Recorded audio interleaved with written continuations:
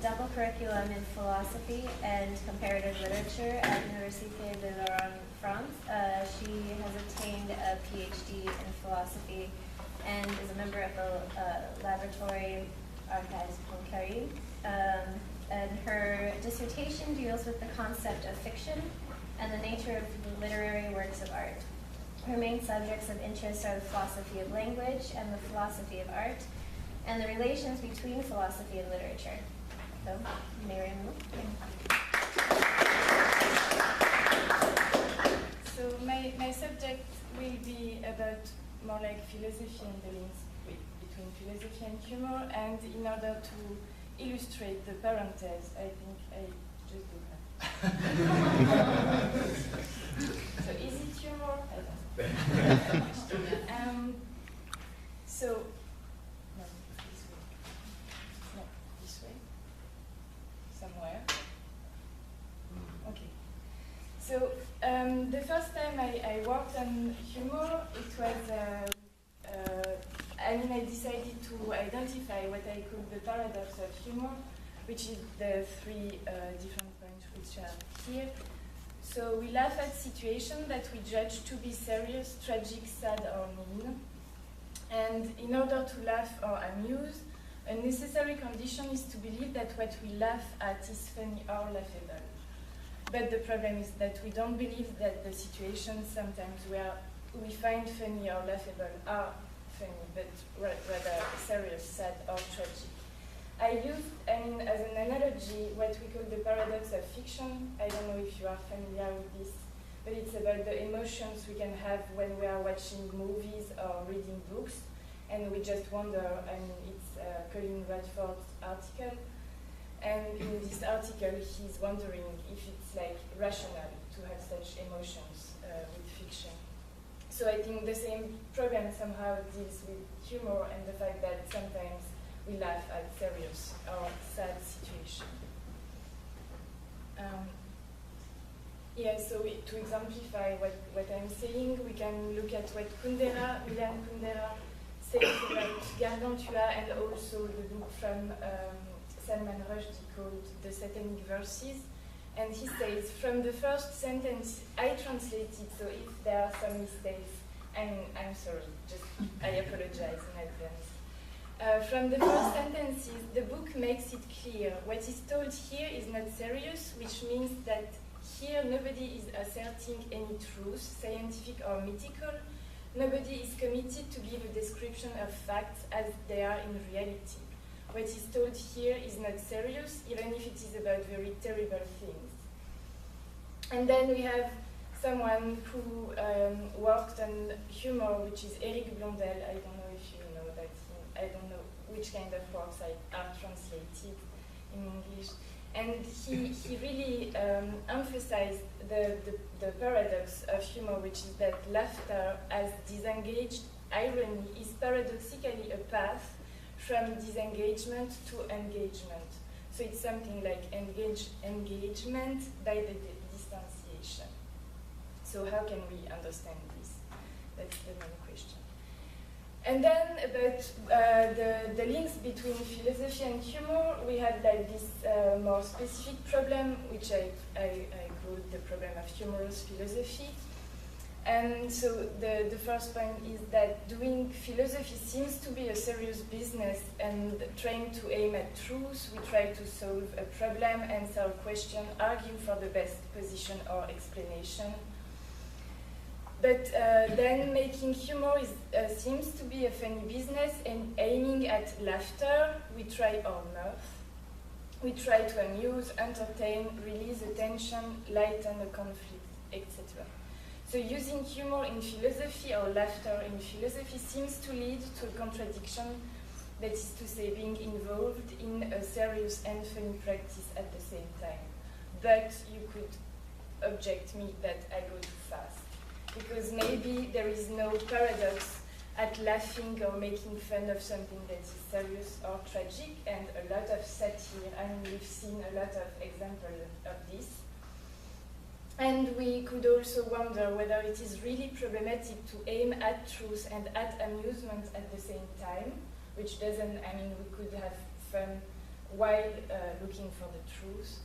So maybe there is no contradiction between being serious and being funny. But the problem is, what do we mean by humor and what do we mean by philosophy? So what I am trying to do in 20 minutes now is to answer the question if we have good reasons to advocate for the use of humor in philosophy. So I will first go a little bit fast to a pragmatic definition of humor.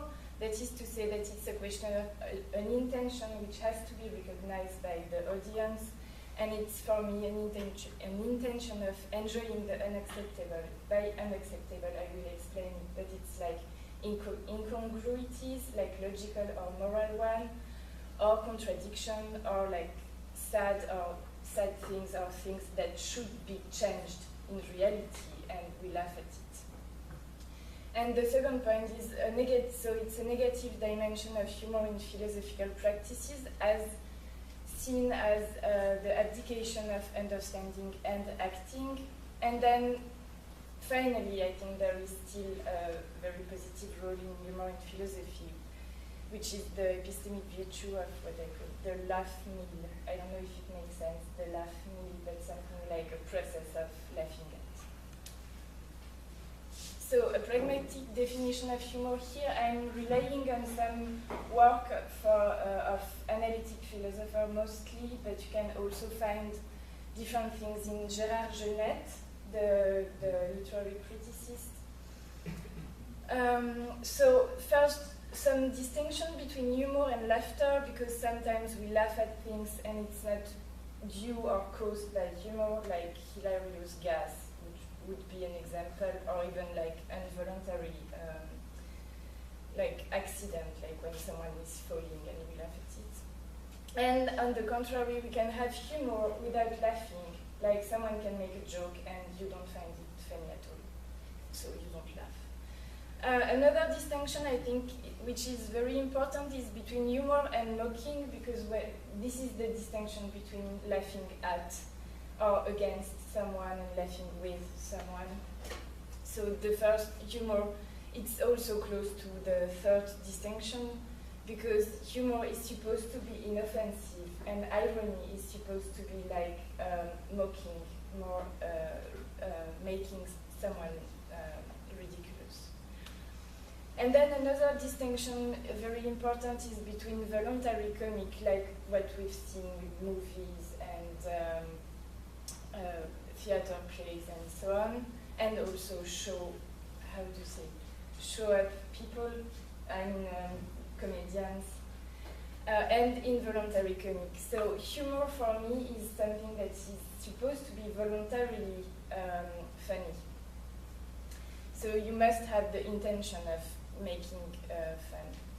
So in order to answer the question of what is a joke and the attitude of being humoristic, I will use the three main categories, which are the idea of an objective intention, which has to be recognized.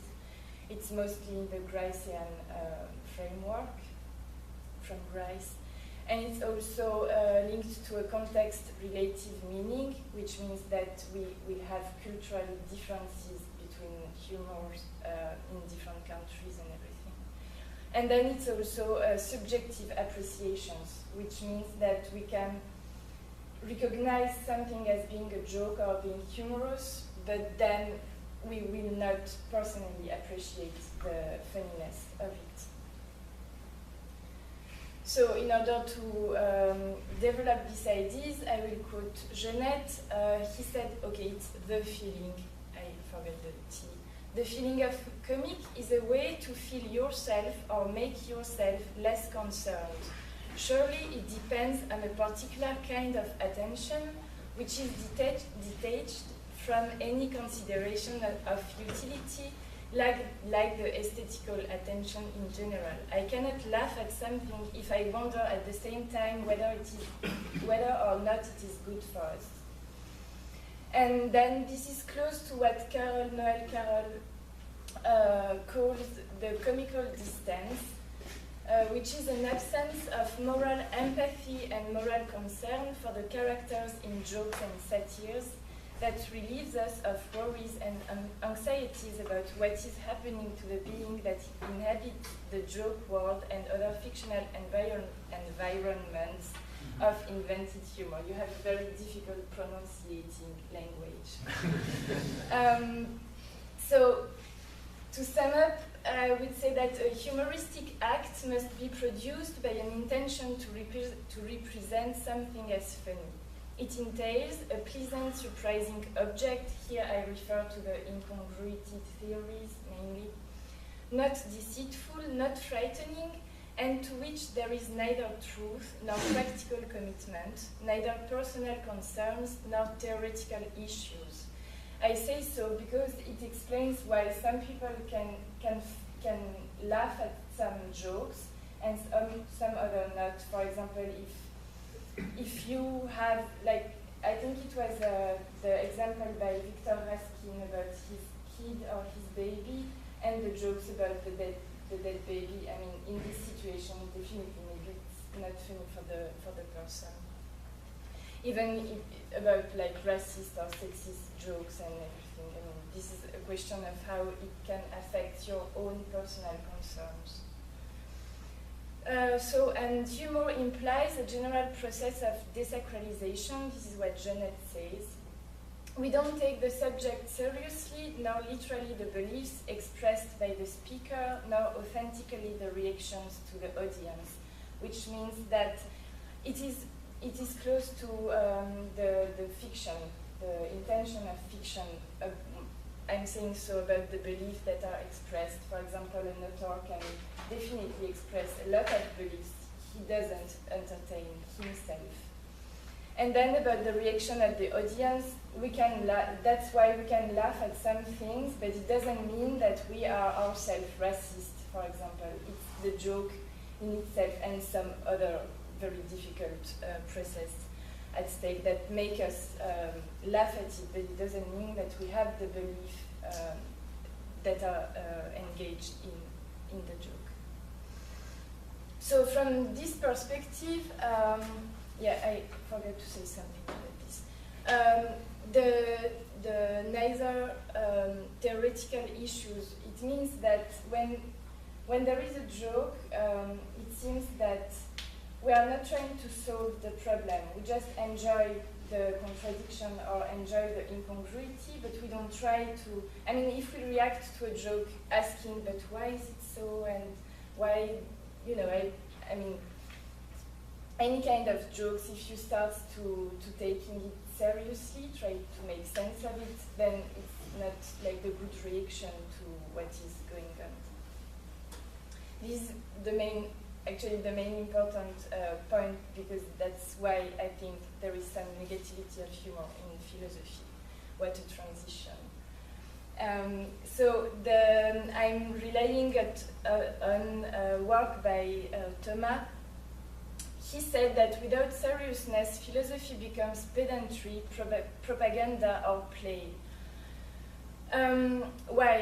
Why is it so? I think that, I mean, for him, seriousness means that we try to make sense of something. In order to make sense of something, we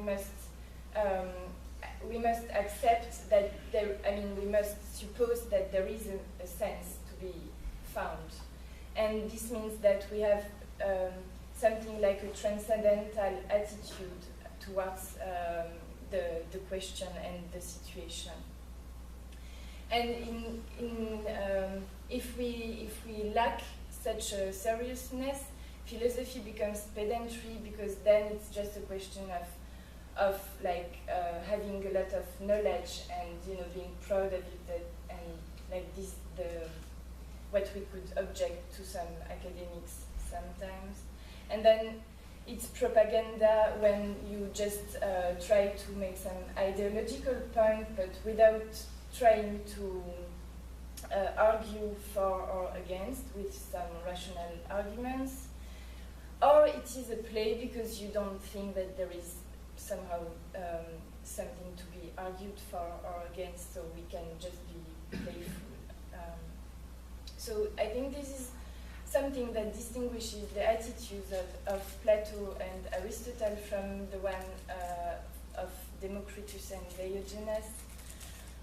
So Plato, he said in the laws, the affairs of human beings are not worthy of great seriousness, yet it is necessary to be serious about them, and it's not a fortunate thing.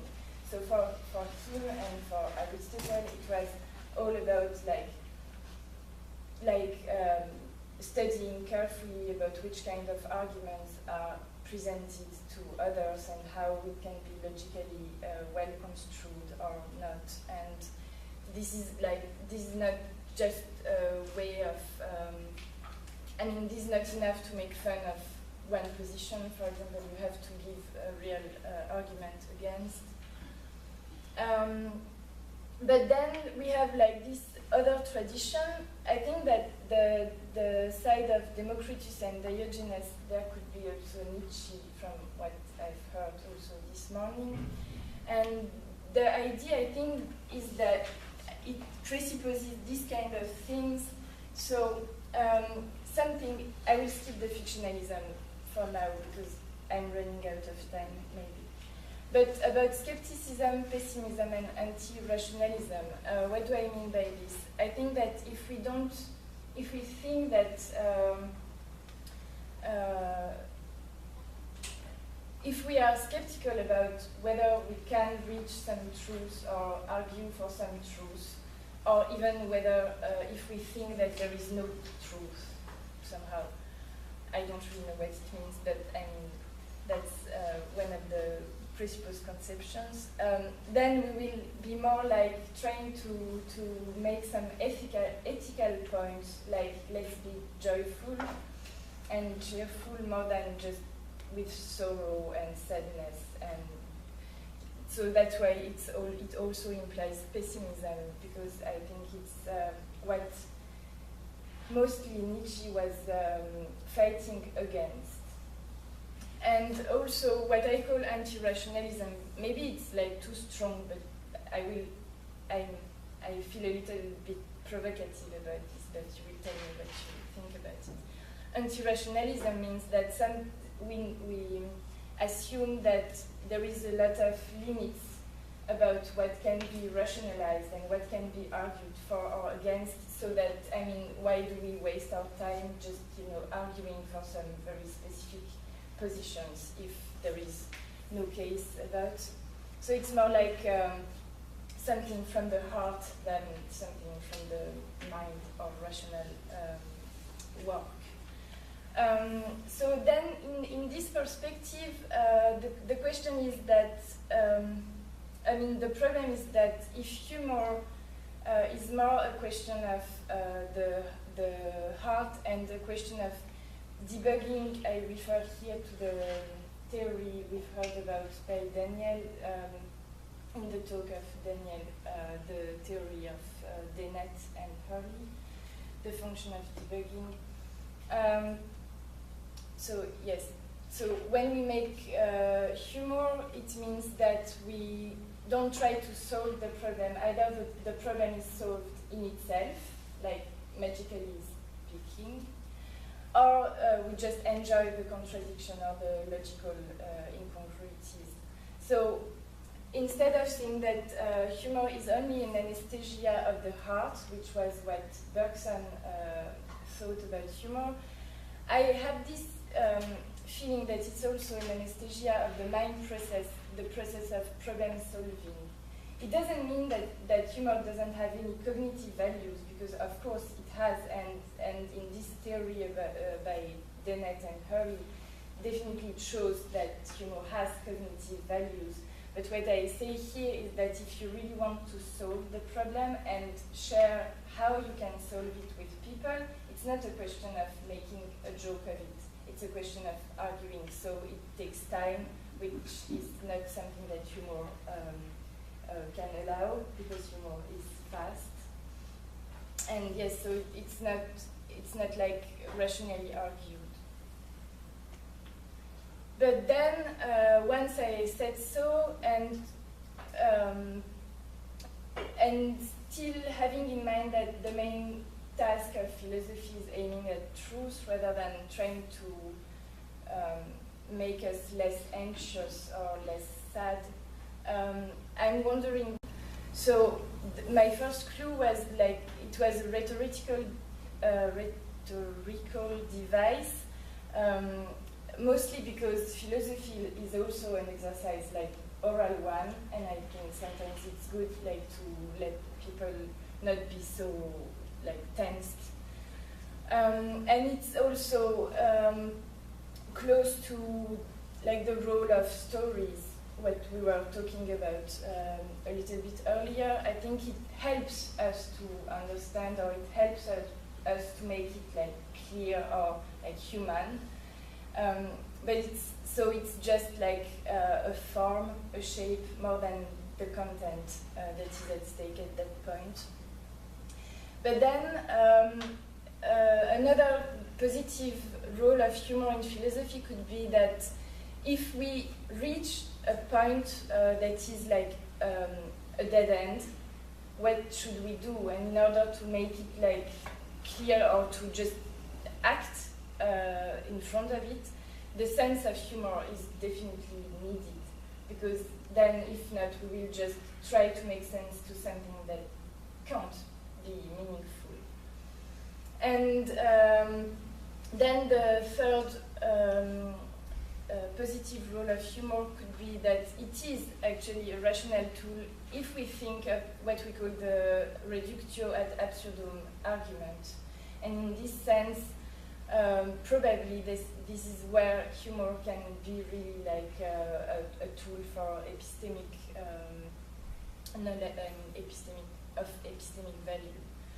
So this is a way of distinguishing true from false problem, and also distinguishing when we can argue and when we just have to throw it away somehow.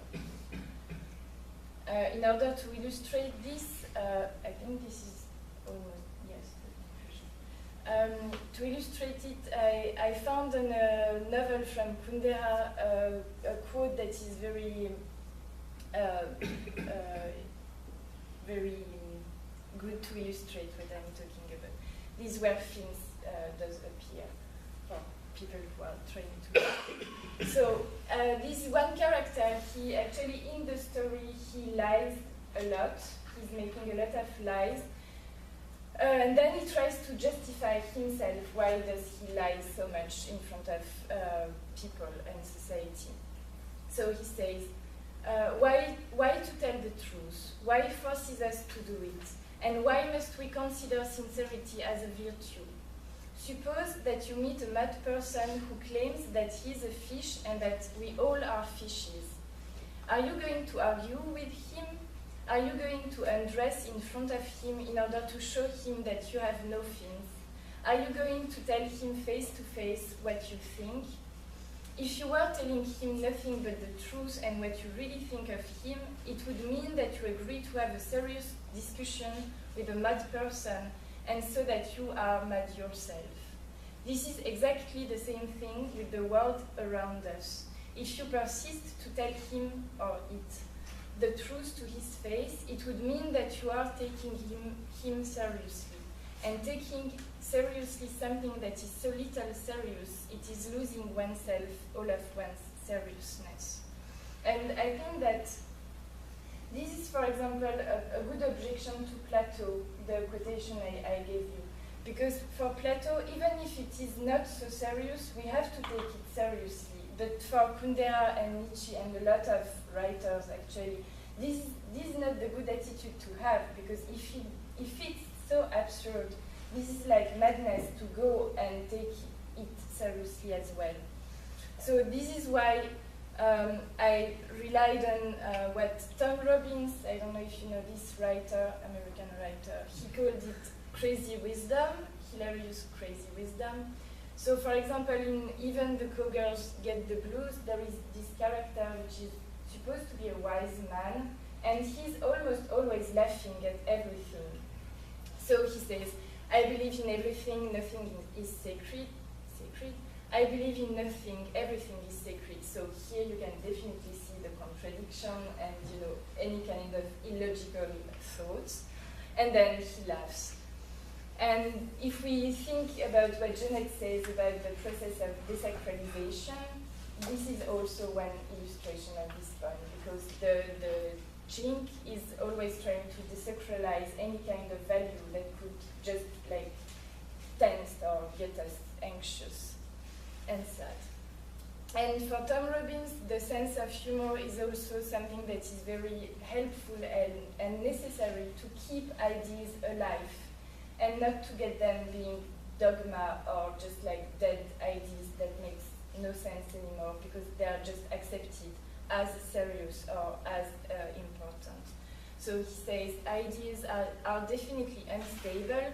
They not only can be misused, they invite misuse. It is this process whereby a fresh, stimulating, humanly helpful idea is changed into robot dogma that is deadly. The problem starts at the secondary level, not with the originator or developer of the idea, but with the people who are attracted by it, who adopt it, who cling to it until their last nail breaks,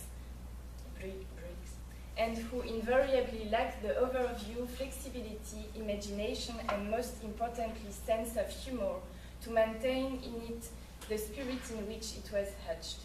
So ideas are made by masters, dogma by disciples, and the Buddha is always killed on the road. Yeah, and just to give a conclusion, I think that the most important point as well is that maybe we have a big difference between philosophy and wisdom. And I would say that the quest of wisdom is like something that is more linked to the sense of humor than what is the activity of philosophy, like as a rational argumentation. And I thank you very much.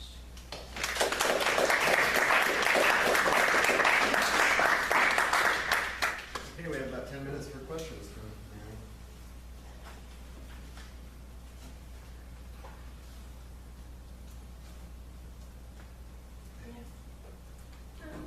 thank you for the talk. I had a question, and this is maybe a sociological question. Where you emphasized towards the beginning of the talk that humor is sort of, by definition, removed from the serious. In one sense, I have the intuition that that's true, but there are brands of comedy that are popular in the States now that are exactly about very serious subject matter. It's like more, the comedy functions more as a way of making you uncomfortable than sort of giving you pleasure. So I'm wondering what you think about that and how it fits into your picture. Yeah, this is what I had in mind when I went on this idea of the paradox of humor, because definitely, I mean, these comedies and fictional stories, and there is a reason why I say so, are aiming at telling serious things to people. But what I've reached as a temporary conclusion is that how to say, the humor in these comedies is like the fictional content of a story. So it means that, like, the fictional content, it could mean that it is false, like it's not for real, but then it is a representation that has some link to some real things, and if you have if you know the link between the represented and the representation and the represented, then you can have the way of understanding what you have of truth and like tragic points within a comedy or a fictional stories. So that's why I don't think it is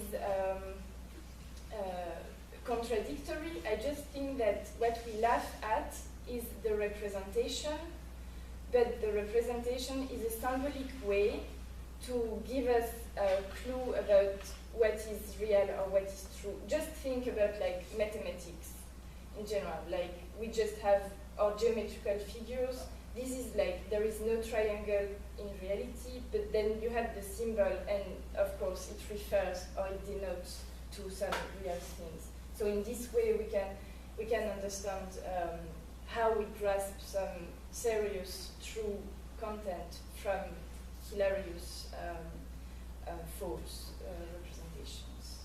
I would say so.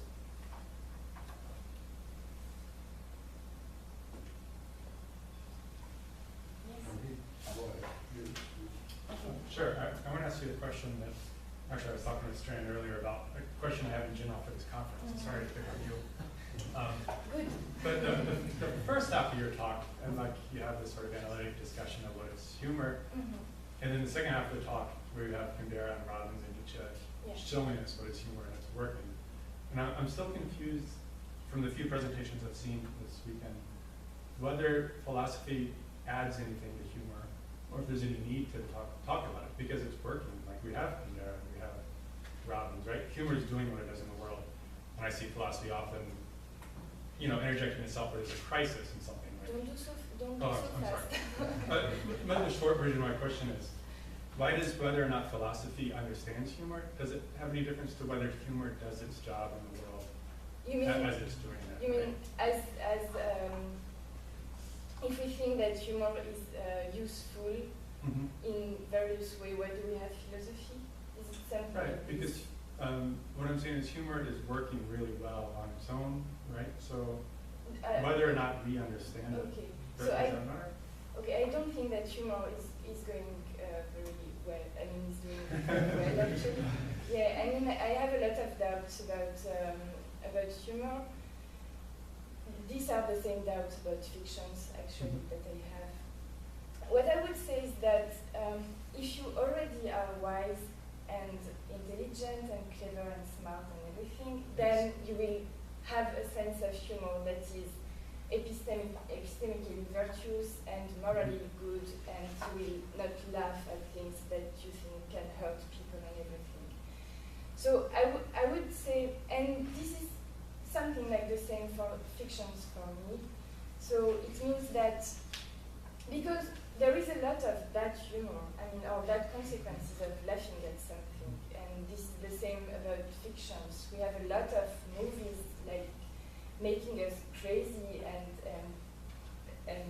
you know, I mean, at the end we have the world in which we live, and this is a world I'm not sure about its goodness and everything. So at some point I just feel that a sense of humor is good when you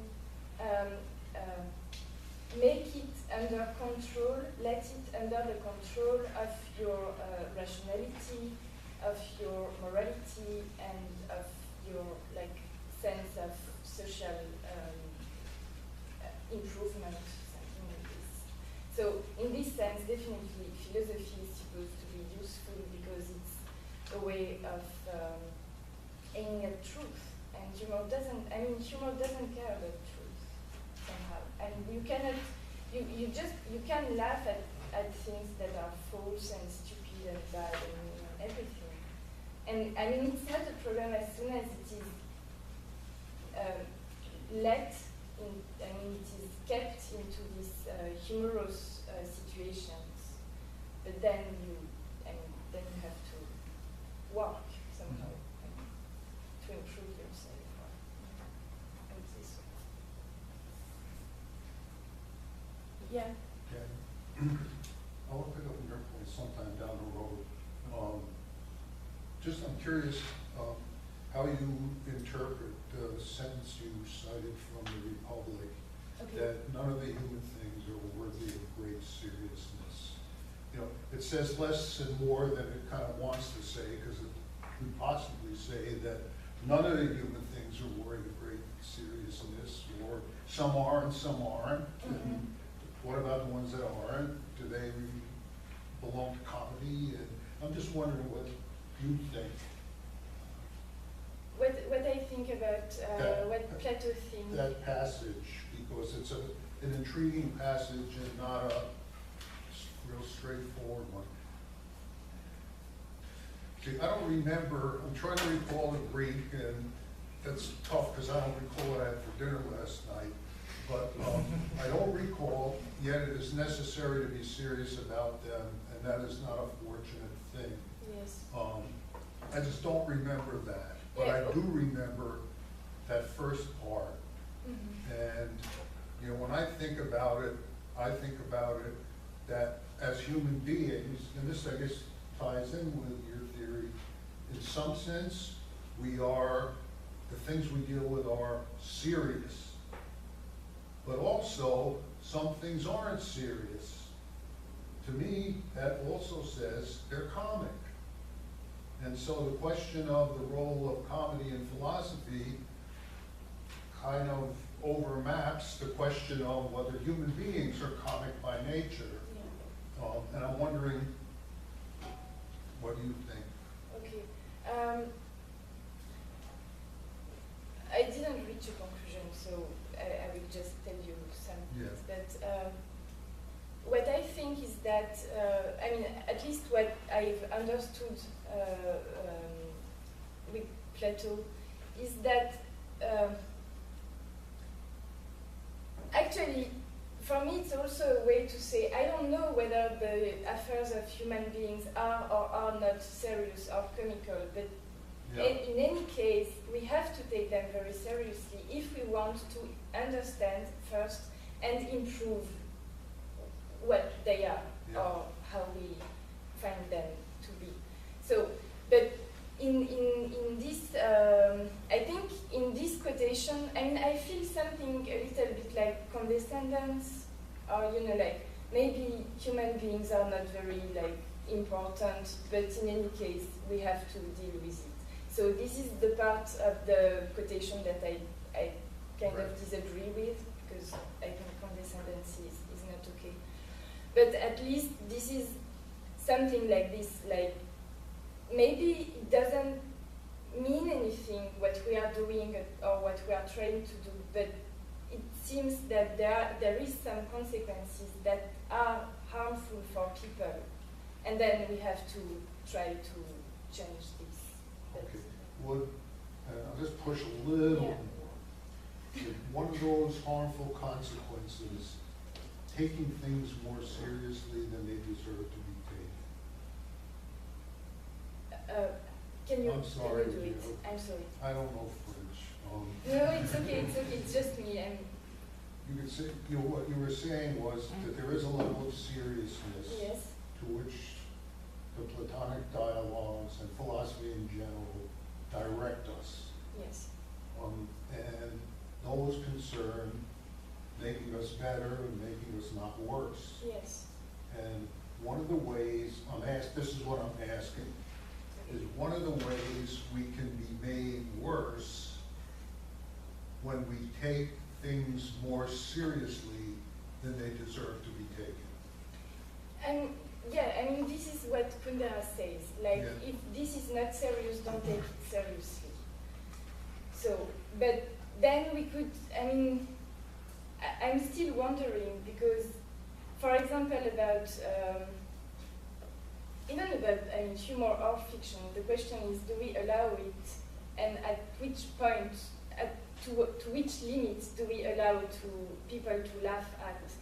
So I think that at least trying to solve this problem and being aware about the links between morality and humor, and how we can deal with this,